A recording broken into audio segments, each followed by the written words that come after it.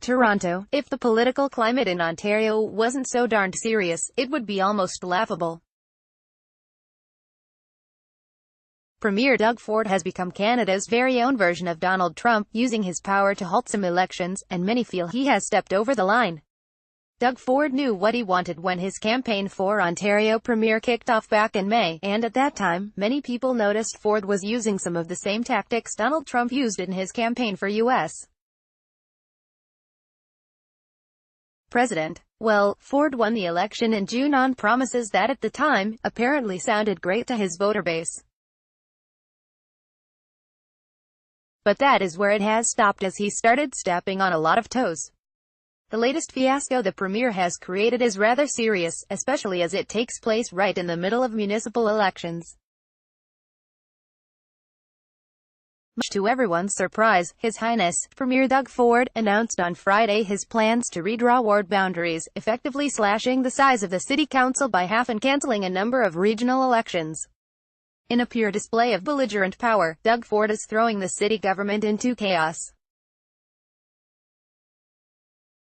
It's a rash, autocratic gesture that shows contempt for local democracy and for Toronto, and it's all by design, writes Star columnist at Wire. https://t.co/1exequin5. No one has ever said to me, Doug, we need more politicians. My word, he even sounds like the self-important Trump.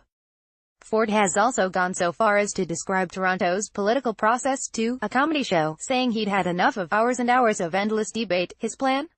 Ford wants to cut the number of councillors from 47 down to 25. In doing so, this would raise the population per councillor from 58,000 to 109,000, according to the Globe. However, opponents say the progressive conservative leader and former city councillor may be exacting revenge and is behaving like a dictator. Ford even has Toronto Mayor John Tory in his pocket, so much so that Tory is calling for a referendum on the size of Toronto's city council.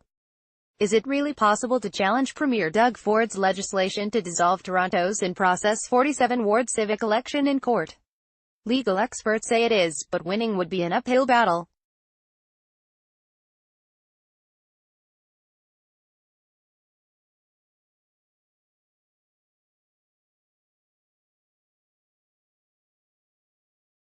But this little issue does not appear to be a problem for Ford, who has said he is more powerful than any municipal leader in Toronto could more effectively be run from Queen's Park, per the Toronto Star. We're going to get things done. We're going to run City Hall a lot more efficiently than before, the Premier told reporters 12 hours after the Star revealed his sweeping changes. People tell me that we have too many politicians, making it harder to get things done, making it harder to get things built, making it harder to deal with the real problems we face, he said. NDP leader Andrea Horwath compared Ontario Premier Doug Ford to a dictator, and this is troubling in today's politically tenuous climate, not just in Ontario, but in Canada as a whole. We in America are already seeing the results of a leader taking on more power than is allowed, and this is not the way a democracy is supposed to be run. Mr. Ford seems to believe that he is the king of Ontario. He's behaving like a dictator, said Horwath, the province's opposition leader.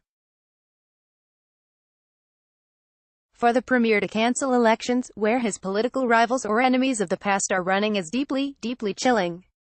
It is an assault on democracy. With municipal elections coming up on October 22, if Ford is able to get his plans in action, this would cancel regional chair elections in Peel, York, Niagara, and Muskoka regions. And after hearing Ford's announcement, Jennifer Keesmaat, a popular former chief planner, decided to run for mayor before the sign-up deadline Friday. Keesmaat is so put out by Ford's decision she went so far as to tweet, "Now I have had a chance to sleep on it. Secession.